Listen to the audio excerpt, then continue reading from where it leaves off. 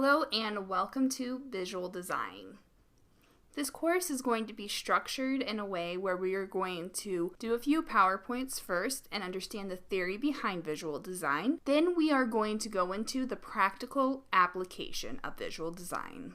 The best way I can describe visual design is it is very similar to a puzzle. A puzzle has very specific individual pieces, but when put together, it makes a beautiful picture. So that is very similar to visual design. My interpretation of visual design is that there are 5 aspects that kind of make up the whole picture that is visual design. The first aspect is aesthetics. The second one is images. The third one is colors. The fourth one is fonts. And the final one is layout. An important aspect of visual design is the Gestalt principles. I may be butchering this name, but you get the general idea. And this school of thought was founded in the 20th century. It emphasizes that the whole composition is greater than its individual parts. So going back to visual design, it is very similar to the puzzle. While you have a whole bunch of specific smaller pieces, when it's put together, you have a whole design that is interpreted rather than the individual parts. The first principle is called similarity, and that basically means that while objects may be spaced evenly, our eyes are drawn to the accent color. And this kind of goes into the idea of color being a great part of your design and visual design, because typically you have a neutral palette and then you have one accent color so that you can emphasize a specific word or a specific shape within the composition. So continuation is the natural way our eyes will follow words on a page. Our eye will want to see a continuous flow of visual elements rather than trying to group them into individual pieces.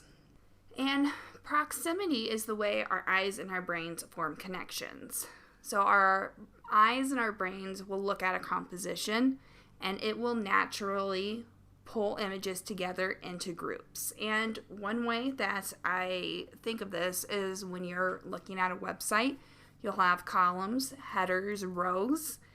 Your eyes and your brains will naturally group those together into one design. So closure is when your brain is filling in the missing lines. And we know that this is a square and we know that this is a circle. Our eyes and our brains work together to make this a whole image.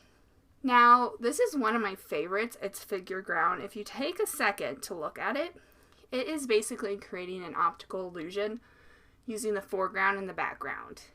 Now, I'm curious to know, do you guys see 2 people looking together or do you see a chalice? It's really trippy and I love how it's like such an amazing optical illusion that is made. So I personally saw the 2 people facing each other first, but you see this a lot in repetitive background designs, or they have a lot of things on the internet. I get sucked into it where you can see like the optical illusion, is this moving? What colors do you see? What shapes do you see? So this can be very powerful within a composition, but this is like a good example of how your eyes and your brains work together to make you see something. Finally, symmetry and order is creating a balanced design.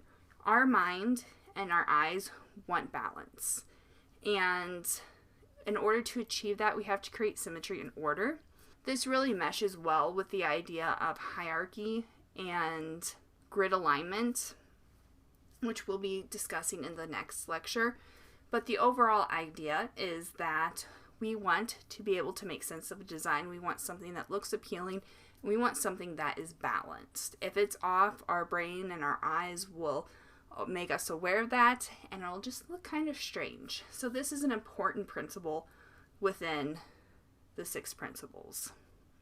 So that is the end of this lecture. I'm going to be re-bringing up these ideas when we go into the practical application. And as always, you'll have access to these PowerPoints if you want to go back and look at them. So go ahead and move on to the next lecture.